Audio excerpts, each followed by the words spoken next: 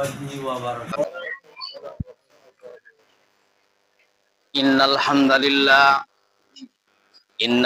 لله نحمده ونستعينه ونستغفره ونعوذ بالله من شرور أنفسنا ومن سيئات أعمالنا من يهده الله فلا مضل له ومن يضلله فلا هادي له ونشهد أن لا إله إلا الله وحده لا شريك له ونشهد أن محمدا عبده ورسوله الذي أرسله بالحق بشيرا ونذيرا وداعيا إلى الله بإذنه وسراجا منيرا أما بعد فقد قال الله تعالى في كلامه المجيد والفرقان الحميد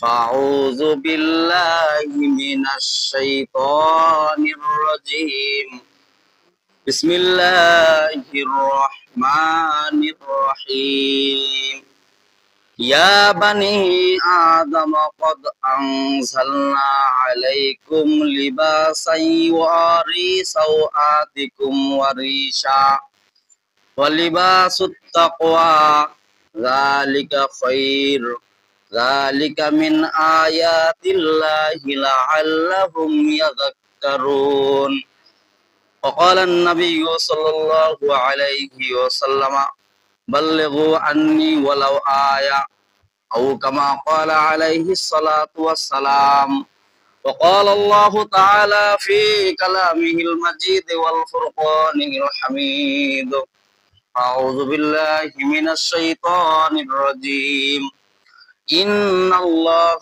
وملائكته يصلون على النبي يا أيها الذين آمنوا صلوا عليه وسلموا تسليما درود إبراهيم بوري اللهم صل على محمد وعلى آل محمد كما صليت على إبراهيم وعلى آل إبراهيم إنك حميد مجيد اللهم بارك على محمد وعلى آل محمد كما باركت على إبراهيم وعلى آل إبراهيم إنك حميد مجيد اللهم صل على محمد وعلى آل محمد كما صليت على إبراهيم وعلى آل إبراهيم إنك حميد مجيد اللهم بارك على محمد وعلى آل محمد كما باركت على إبراهيم وعلى آل إبراهيم إنك حميد مجيد بلغ الأولى بكماله كشف الدجى بجماله حسنت جميع خصاله صلوا عليه وعليه بلغ الأولى بكماله كشف الدجى بجماله صلوا عليه وعليه رहे मेरे मस्कन हवाली काबा बने मेरे मदफन दियारे मदीना बलगल उला बिकमालिही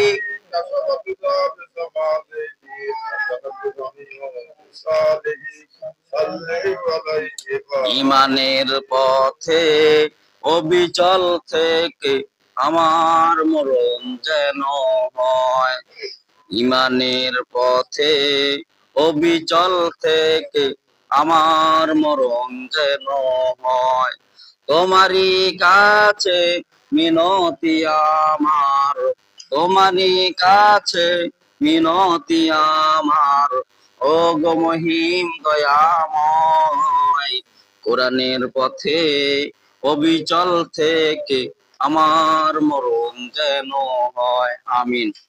আলহামদুলিল্লাহ, সমস্ত প্রশংসা সেই মহান রব্বুল আলামিনের, যিনি আমাদের জুমাতুল উলার শেষ জুমায় উপস্থিত হওয়ার তৌফিক দান করলেন। সেই মহান দরবারে আমরা শুকরিয়া জ্ঞাপন করি। আমরা সকলেই বলি আলহামদুলিল্লাহ। আল্লাহ পাক কালামের ভিতর বলেন লাইন শাকারতুম লাযিদান্নাকুম ওয়া লাইন কাফারতুম ইন্না আযাবি লাশাদীদ। যে বান্দা আমার নিয়ামত পায়, নিয়ামতের শুকরিয়া আদায় করে, তার নিয়ামতকে আমি আল্লাহ পাক বাড়ায় দিই, বলি সুবহানাল্লাহ। আবার যে বান্দা আমার নিয়ামত পেল নিয়ামতের না শুকরিয়া আদায় করে, ইন্না আযাবিলা শাদীদ, শক্ত আযাব দ্বারা গ্রেফতার করি বলি নাউযুবিল্লাহ। আল্লাহ তাআলার আযাবও যেমন নিয়ামতও তেমন।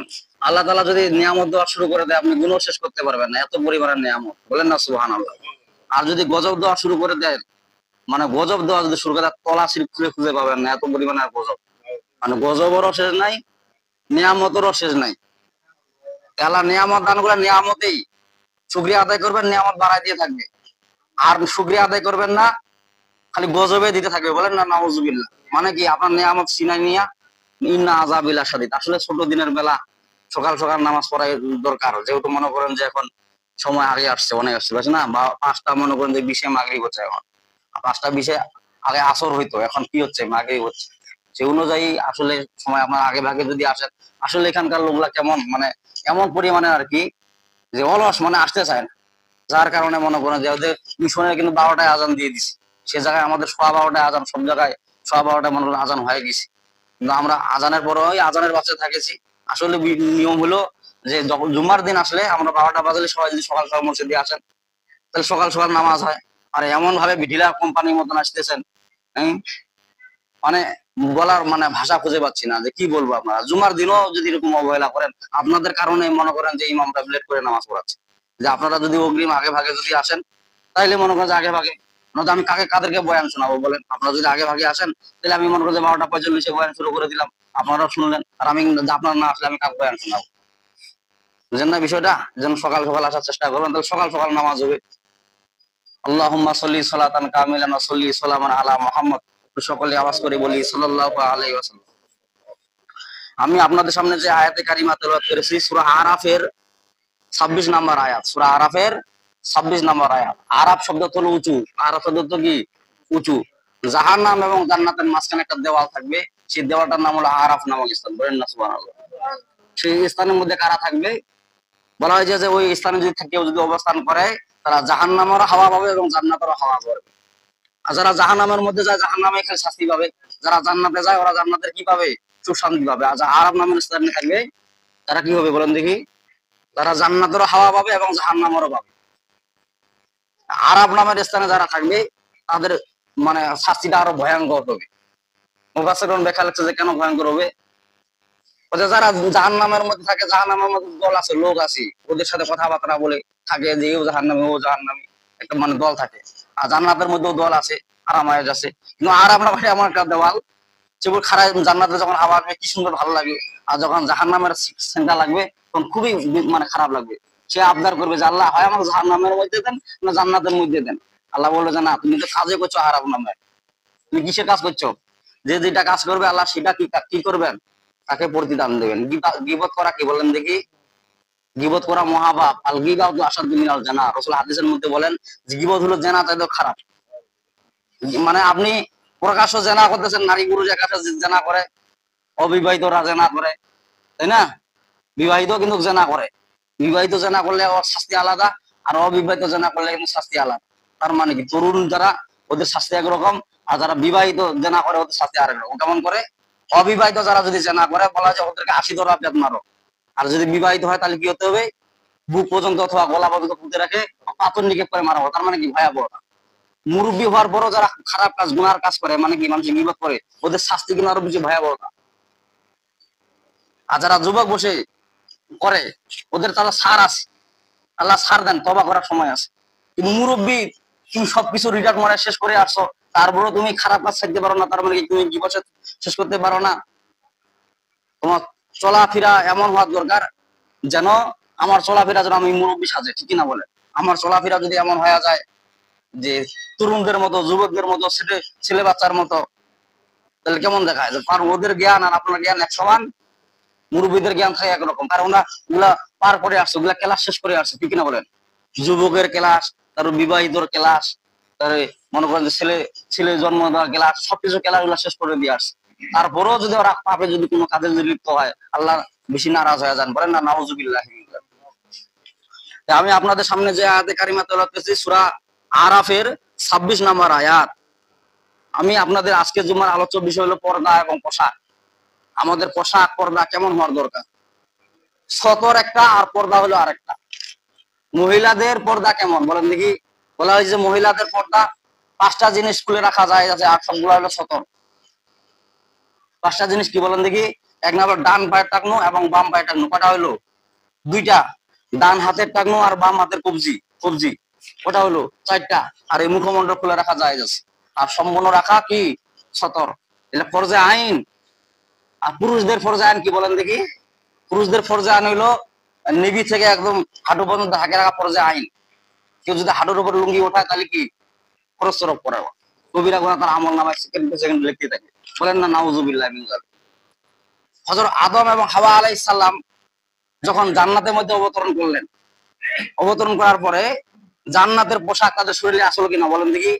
পোশাকটা কিন্তু এখনকার না, পোশাকটা হলো জান্নাতের পোশাক। বলেন না সুবহানাল্লাহ। বলা হয় যে আদম হাওয়া সৃষ্টি করার আগে পোশাকটা আল্লাহ দিয়েছেন। তার মানে কি তোমরা ছোট ডাক। কিছু কুত্তা কোম্পানির লোক আছে আর কিছু ছাগল কোম্পানির লোক আছে। কেমন করে? কুত্তার লেজ কয় হাত বলেন দেখি। কুত্তার লেজ কয় হাত? 2.5 হাত লেজ, 1.5 হাত লেজ, লম্বা লেজ। তারপর কুত্তা লজ্জা স্থান রাখে না। আর ছাগলের হলো একটা করে লেজ, তারপর সে লজ্জা থাকে। তার মানে কি বিষ্ণুনবী মেষ চড়াতেন, তার মানে কি তারা ছাগলের জাত, যারা পর্দা করে বেড়ায়। আর যারা পর্দা করে না তারা হলো কুত্তার জাত। তাদের কাপড় যত লম্বা দেন, তারপর পিঠ খালি বুক খালি, এমন লোক আছে না নাই? আদম এবং হাওয়া আলাইহিস সালাম যখন জান্নাতে অবতরণ করলেন, যখন গন্ধম ফল খাইলেন, খাবার পরে তাদের শরীরের পোশাক ছুড়ে গেল। তার মানে কি জাহান্নাম, জাহান্নামের মধ্যে উলঙ্গ অবস্থায় দান করবেন আল্লাহ পাক, আর জান্নাতের মধ্যে পোশাক থাকবে। বলেন না সুবহানাল্লাহ। জান্নাতের মধ্যে কেন পোশাক দান করবেন? তার মানে কি জান্নাতি পরিবেশ। আর জাহান্নামের মধ্যে পোশাক দিবেন না, তার মানে কি তারা আগুন দিয়ে পোশাক হবে। বলেন না নাউজুবিল্লাহ। আগুন দিয়ে পোশাক হওয়া আর জান্নাতের পরিবেশে থাকা। যারা উলঙ্গ অবস্থায় বেড়ায় তাদের পোশাক মনে হয় জাহান্নামের পোশাক। ঠিক কিনা বলেন? আর পুরুষদের পর্দা, আমরা তো পর্দা আজকে বুঝি না। পর্দা কাকে বলে? পর্দা আমরা বুঝি, আমরা পর্দা বুঝি না।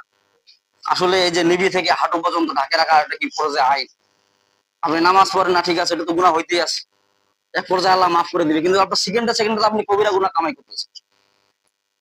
জান্নাতের মধ্যে হাওয়া এবং আদম আলাইহিস সালামের পোশাক যখন খুলে গেল, সাথে সাথে আল্লাহ কোরআনে আয়াত ব্যাখ্যা করলেন। আল্লাহ পাক বললেন, ইয়া বানি আদম কদ আনজালনা আলাইকুম লিবাসান ইউয়ারি সাওআতিকুম ওয়ারিশা ওয়া লিবাসুত তাকওয়া যালিকা খাইর যালিকা মিন আয়াতিল্লাহি লাআল্লাহুম ইয়াযাক্কারুন। আল্লাহু আকবার।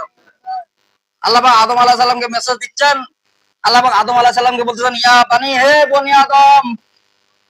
বলতেছেন হে বনি আদমের সন্তানাদি, এবং বনি আদমকে দিয়ে আল্লাহ মেসেজ দিচ্ছেন, ইয়া বানি, হে বনি আদম, কদ আনজালনা, কদ মানে অবশ্যই, আনজালনা আমি নাজিল করেছি, আমি দিয়েছি, আলাইকুম তোমাদের উপর লিবাসান পোশাক। বলেন না সুবহানাল্লাহ। সেই পোশাক দিয়ে কি করো? ইউআরি সাওআতিকুম তোমাদের লজ্জাস্থানকে ঢাকিয়ে রাখো। আল্লাহ বলছে, ইয়া বানি আদম, হে বনি আদম, হে বনি আমাদের সন্তানরা, কদ আনজালনা অবশ্যই আমি নাজিল করেছি, আলাইকুম তোমাদের উপর লিবাসান পোশাক, ইউআরি সাওআতিকুম সেই পোশাক দিয়ে তোমরা কি করো? লজ্জাস্থান ঢাকে রাখো। ওয়া রিশা এবং তোমাদের সৌন্দর্য যেন প্রকাশ পায়। বলেন না সুবহানাল্লাহ। আর আজকে আমরা এমন হয়ে গেছি, পোশাক বলতে তো দূরের কথা, উলঙ্গ অবস্থা বেড়াইতে আরো বেশি খুশি। যেমন উলঙ্গ অবস্থা বেড়াই, কাপড় পরে বিশ্বনবী বলেন যে শেষ জামানায় কিছু এমন লোক আসবে তাদেরকে আমি দেখি নাই, তাদের জন্য জাহান্নাম ওয়াজিব হয়ে যাবে একমাত্র পোশাকের কারণে। বলেন না নাউজুবিল্লাহ। সাহাবীরা জিজ্ঞাসা করলেন, হুজুর পোশাকের কারণে কেমন করে? কথা, ওরা পোশাক পরে ওরা উলঙ্গ থাকবে। বলেন না নাউজুবিল্লাহ। তার মানে কি ওদের পোশাকের মধ্যে সৌন্দর্য নাই? এমন পোশাক পরিধান করে শরীরের মধ্যে কাপড় ঠিক মতো থাকে না, নিবি থেকে হাঁটু পর্যন্ত ঢাকিয়ে রাখে না। অনেক সময় নিবি বাইরে থাকে, অনেক সময় হাঁটু বাইরে থাকে। বলেছে এরা জাহান্নামের মধ্যে সবচেয়ে উচ্চ জাহান্নামের মধ্যে যাবে। বলেন না নাউজুবিল্লাহ। আপনার পোশাক দিয়েছে, পোশাক ভালো লাগে না, এই সেন্ডো গেঞ্জি পরা এবং ফুল হাতা গেঞ্জি পরা, এর মধ্যে পার্থক্য দেখেন। সেন্ডো গেঞ্জি পরলে কিন্তু ভূগোল দেখা যায়। এজন্য ওলামায়ে কেরামগণ সেন্ডো গেঞ্জি পরেন না, ফুল হাতা গেঞ্জি পরে। বলেন না সুবহানাল্লাহ। তার সেন্ডো গেঞ্জির মধ্যে ভূগোল দেখা যায়, দেখা যায় না নাই? ভূগোলের মধ্যে বসম দিয়ে দিচ্ছেন না নাই? সেগুলো কি পরিষ্কার করা কি হালাল না হারাম?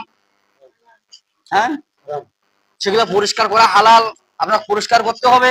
পরিষ্কার যদি না করেন, বলা হয়েছে যে আপনি সব সময় নাপাক অবস্থায় থাকবেন, আর সেগুলো আপনি দেখাচ্ছেন। আপনার বগল ঢাকা থাকে না, আপনার পোশাক সৌন্দর্য নাই। কিয়ামতের দিন আপনাকে যদি প্রশ্ন করা হয় যে আল্লাহ পাক যে কোরআন আয়াত নাযিল করলেন লেবাসের ব্যাপারে, তুমি লেবাস কেন ভালো করে পরিধান করো নাই, তোমার স্ত্রীকে কেন ভালোভাবে লেবাস পরিধান করাও নাই। আমরা হলাম কোন কোম্পানি জানেন? আমরা হলাম হায়ার কোম্পানি। কেমন কোম্পানি? আমরা নিজেকে অতি চালাক দাবি করি, কিন্তু কাজের সময় আমরা চালাক না। এই জন্য রসুল বলেন যে প্রত্যেকটা পুরুষকে এবং নারীকে কোরআন হাদিস শিক্ষা করা ফরজে আইন। রসুল বলেন তোলাবুল আলমি ফারিদাতুন আলা কুল্লি মুসলিম ওয়া মুসলিমাত, কোরআন হাদিস শিক্ষা করা প্রত্যেক নারীর উপর আমি আল্লাহ খরচ করে দিয়েছি। তার মানে কি 40 দিন গেলে আপনার গুপ্ত অঙ্গ পরিষ্কার না করলে আপনি সবসময় নাপাক অবস্থায় থাকবেন। এটা অনেকজনে জানে না। গুপ্ত অঙ্গ পরিষ্কার করা লাগবে না। আপনি গুপ্ত অঙ্গ দেখে বেড়াচ্ছেন, কেমন দেখে বেড়ান? লজ্জা স্থানও আপনার মনের কাছে পশম আছে, বগলের নিচেও পশম আছে, ঠিক না বলেন? ওই পশম এই পশমটা নাপাক পশম। এই জন্য আল্লাহ পাক বলছেন ইয়া বানি আদম কদ আনজালনা আলাইকুম লিবাসাই ইউরি সাওআতিকুম ওয়ারিশা, হে বনি আদম, হে সন্তানরা, আনজালনা আলাইকুম, আমি তোমাদের উপর নাজিল করেছি লিবাসান, পোশাক। তার মানে কি পোশাক তোমরা সৌন্দর্যভাবে ঢাকে ঢুকে রাখো, তোমাদের লজ্জাস্থান ঢাকে ঢুকে রাখো। এখন আমরা তো ওই কোন কোম্পানি? আমরা এমন কোম্পানি, আমরা নিজে খুব চালাক দাবি করি। এক জায়গায় একজন হুজুর বলতেছে যে কারা কারা বউকে ভয় করেন, স্ত্রীকে ভয় করেন, হাত তুলেন। সবাই হাত তুলছে, একজন হাত তুলে নাই। বলছে বাপ রে, এইটা লোক তো আল্লাহর ওলি রে। সবাই হাত তুলে, সবাই আল্লাহ মানে বউ ভয় করে, আর এই লোকটা ফের বউ ভয় করে না। বলছে কি ব্যাপার? সবাই হাত তুললো, সবাই বউকে ভয় করে, আর তুমি কেন হাত তুলল না? তুমি কি বউকে ভয় করো না? বলছে হুজুর আপনি যে বললেন হাত তোলার জন্য, আমি যদি বইয়ের পারমিশন ছাড়া যদি হাত তুলি তাহলে আমার ফাটান আছে, এই জন্য আমি হাত উঠাই নাই। তাহলে ও বেশি চালাক। আমরা বাঙালি কেমন চালাক? আমরা হলো এই কোম্পানি চালাক। হ্যাঁ, সবাই হাত তুলছে, ও বইয়ের পারমিশন ছাড়া হাত তুলবে না, কারণ ওই জন্য হাত তুলে নাই। সব আল্লাহর ওলি। মানে দেখতে দেখা যায় আল্লাহর ওলি দরবেশ কিচ্ছু জানে না, কিন্তু ভিতরে ভিতরে মানুষের বদনাম দুর্নাম করে, গীবত করে, ইমাম সাহেবের বদনাম করে, মুয়াজ্জিনের বদনাম করে। এমন লোক আছে না নাই? দেখে বুঝা যায় দরবেশ আলী কিছু জানে না। দেখবেন যে ওয়াহে বড় জাহান্নামের মধ্যে কাজ করে। যারা প্রকাশ্য গুনাহ করে তাদেরকে চিহ্নিত করা যায়, আর যারা মুনাফিক তাদেরকে চিহ্নিত করা যায় না। কিয়ামতের দিন তাদের শাস্তি বেশি ভয়াবহতা হবে। যারা ভিতরে ভিতরে মানুষের বদনাম করে আর উপরে উপরে দরবেশগিরি দেখায়, এমন লোক মনে হয় নাই? ওই বানরা ছাগলের মতো বলছে কেমন করে একজন হালুয়া রুটি রাখে দিয়া ওই পার হয়ে গেছে, আর ছাগলকে বানর উপরে মধ্যে আছে, আর ছাগল নিচের মধ্যে আছে। হালুয়া রুটি বানর খায়া দেয়া, কিছু হালুয়া ছাগলের মুখে লাগা দিছে। আর মালিক এসে তো ছাগল ইচ্ছা মতো পিটন। কিন্তু আল্লাহ সেরকম করবে নাকি? আল্লাহ বলছে না আমি সেরকম করবো না। যারা হালুয়া খাইছো তাদেরকে পিটন দিব। তার মানে কি? তুমি খারাপ কাজ করো আর দেখাও আলেম ওলামার দিকে, এই ওই ব্যক্তি খারাপ করছে, এই খারাপ করছে, জায়গা মতো বিচার হয়ে যাবে। সময়ের অপেক্ষা, ঠিক না বলেন? তাহলে আমাদের পোশাক কেমন হওয়া দরকার বলেন দেখি? আমাদের পোশাক এমন হওয়া দরকার যে সব সময় যেন আমাদের লজ্জাস্থান ঢাকা থাকে, সেরকম পোশাক আমাদের হওয়া দরকার। আল্লাহ পাক কোরআন আয়াত নাযিল করলেন, মানে কি 5 ওয়াক্ত নামাজ পড়া ফরজ যেমন আইন, তার মানে কি 5 ওয়াক্ত নামাজ পড়া যেমন ফরজে আইন, ওমন শত ঢাকা ফরজে। নিবি থেকে হাঁটু পর্যন্ত ঢাকা রাখি। আর হাঁটু যদি আপনি উঁচা করেন তাহলে কি ফরজ করো হইলো কিনা? যতই আপনি মানুষের কাজ করেন, যতই আপনি খেটে খামার কাজ করেন, তারপরও আপনার পর্দা রক্ষা করতে হবে, কারণ ওটা ফরজে নাকি? আমি বানানো কথা কোনো কথা বললাম? আপনি সূরা আরাফের 26 নম্বর আয়াত বার করেন, আল্লাহ পাক স্পষ্ট বলতেছেন ইয়া বানি আদম কদ আনজালনা আলাইকুম লিবাসাই ওয়ারি সাওআতিকুম ওয়ারিশা ওয়া লিবাসুত তাকওয়া যালিকা খাইর যালিকা মিন আয়াতিল্লাহি লাআল্লাহুম ইয়াযাক্কারুন। আল্লাহু আকবার। আল্লাহ পাক বলতেছেন হে বনি আদম, শয়তানের ধোঁকায় তোমার লজ্জাস্থানের কাপড় সরে গেছে। তুমি পাথর দিয়া লজ্জাস্থান, গাছের পাতা দিয়ে আপনি লজ্জাস্থান তুমি হেফাজত করতেছো। পাতা দিয়ে হেফাজত করলে হবে না, আমি তোমাকে পোশাক দিচ্ছি, সেই পোশাক দিয়ে তোমার লজ্জাস্থান হেফাজত করা বলেন না সুবহানাল্লাহ। আর আল্লাহ পাক আপনাদেরকে পোশাক দিয়েছে, তারপর আপনি লজ্জা স্থান হেফাজত করেন না। যে কাপড় খাটো ওই কাপড়ের দাম বেশি, আর যে কাপড় লম্বা ওই কাপড়ের দাম কম। আল্লাহ পাক বুঝাচ্ছেন যে কাপড় লম্বা ওই কাপড়ের দাম হচ্ছে, তার মানে কি ইমানদারের কাপড়, ইমানদারের কাপড়ের দাম কম, বলে না সুবহানাল্লাহ। আর বেঈমানের কাপড় দাম বেশি, তার মানে কি জাহান্নামের মধ্যে যাবে। ওই সমস্ত কাপড় পরে ছোটখাটো 3 কোয়ার্টার 4 কোয়ার্টার 5 কোয়ার্টার কত রকমের কোয়ার্টার কাপড়, বলেন না নাউজুবিল্লাহ। ফুল প্যান্ট, হাফ প্যান্ট আর শর্ট প্যান্ট। ফুল প্যান্ট বলতে কি, আর 3 কোয়ার্টার তো আরো বেশি না প্যান্ট। ফুল প্যান্ট বলতে কি বোঝায়, নেভি থেকে হাঁটু পর্যন্ত ঢাকে থাকে। আর 3 কোয়ার্টার 4 কোয়ার্টার হাঁটু দেখা যায়, আবার নেভির মধ্যে নেভি দেখা যায়, এমন কিছু প্যান্ট বার হয়েছে, তার মানে কি পাছা দেখা যায়, বলে না নাউজুবিল্লাহ। আপনি যদি লোকেদেরকে পাছা দেখান, লোক আপনাকে খুব ভালো বলবে।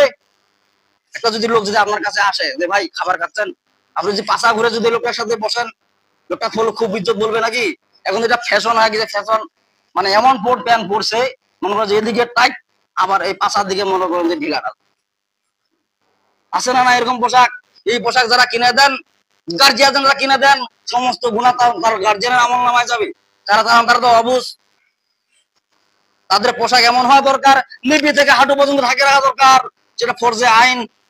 এই পোশাকের কথা আল্লাহ কোরআনের মধ্যে বলছেন। কিন্তু সেই পোশাক আপনি যদি না মানেন, তাহলে কি আপনি জাহান্নামের মধ্যে যাবেন, এবং ওই অভিভাবকরাও জাহান্নামের মধ্যে যাবে যারা ওই সমস্ত পোশাক কি করে কিনে দেয়। পুরুষদের দায়মি ফরজ কয়টা বলেন দেখি? পুরুষদের দায়মি ফরজ হলো 2টা, আর মহিলাদের দায়মি ফরজ হলো 5টা, আর পুরুষদের দায়মি ফরজ হলো 2টা। 1 নাম্বার হলো ইমানে হালতে থাকা। আর আপনি তো ইমানে হালতে থাকলে দূরের কথা, সবসময় খালি ওই খারাপ সিবর নিয়ে থাকেন। একবার টেলিভিশনের মধ্যে বসেন, ন্যাংটা ছবি দেখেন, খারাপ মেয়েদেরকে দিকে তাকান, আর ইমান থাকবে কখন? যখন আপনি বলা যে খারাপ ছবির দিকে দৃষ্টি আকর্ষণ থাকবে, তখন ইমান আপনার সাথে থাকে না। তাহলে আপনি ফরজ মানলেন কেমন করে? 1 নাম্বার হলো ইমানে হালতে থাকা, আর 2 নাম্বার গুলা নিবি থেকে হাঁটু পর্যন্ত ঢাকিয়ে, এটা পুরুষদের জন্য ফরজে আইন, মানতে হবে বাধ্যতামূলক। কিছু মুফাসসির আটটা বাড়াই দিয়েছেন, তার মানে কি নারীদেরকে পর্দায় রাখা দেখি ফরজে আইন না নফল? বলেন। ফরজে আইন মানতে হবে। তার মানে কি সেই মহিলা যদি উলঙ্গ অবস্থায় বেড়ায়, বাহিরে যদি ঘুরফিরে করে, তার গুনাহ আপনার আমলনামায় হয়ে যাবে। যতই আপনি হাজি হন, নামাজি হন, যত বড় বুজুর্গ হন, তারপর আপনার আমলনামায় যাবে। কারণ স্ত্রীকে হেফাজত রাখা আপনার দায়িত্ব। যখন বাপের কাছে থাকে তখন বাবার দায়িত্ব, যখন বড় ভাইয়ের কাছে বড় ভাইয়ের দায়িত্ব, যখন বিয়ে দিয়ে দেয় তখন আপনার দায়িত্ব। আপনি যত বুজুর্গ করে দেখান, আপনার আমলনামায় গুনাহ চলে যাবে, আপনার স্ত্রী যদি কোনো গুনাহ করে। আর মহিলাদের ফরজ হলো দায়মি ফরজ 5টা। দায়মি ফরজ বুঝেন মানে সবসময় মানতে হবে, বাধ্যতামূলক। এটা হলো দায়মি ফরজ। 1 নাম্বার হলো ইমানে হালতে থাকা, 2 নাম্বার হলো সতর ঢাকা। সতর ঢাকা বুঝেন? মহিলাদের সতর কোন পর্যন্ত বলেন দেখি? বলা যে 5টা অঙ্গ খোলা যায় যাচ্ছে মহিলাদের। 1 নাম্বার ডান হাত এবং বাম হাতের কবজি পর্যন্ত, এবং ডান পায়ের এবং বাম পায়ের টাকনু পর্যন্ত খোলা রাখা, এবং মুখটা খোলা রাখা। এই 5টা অঙ্গ খোলা যায় যাচ্ছে।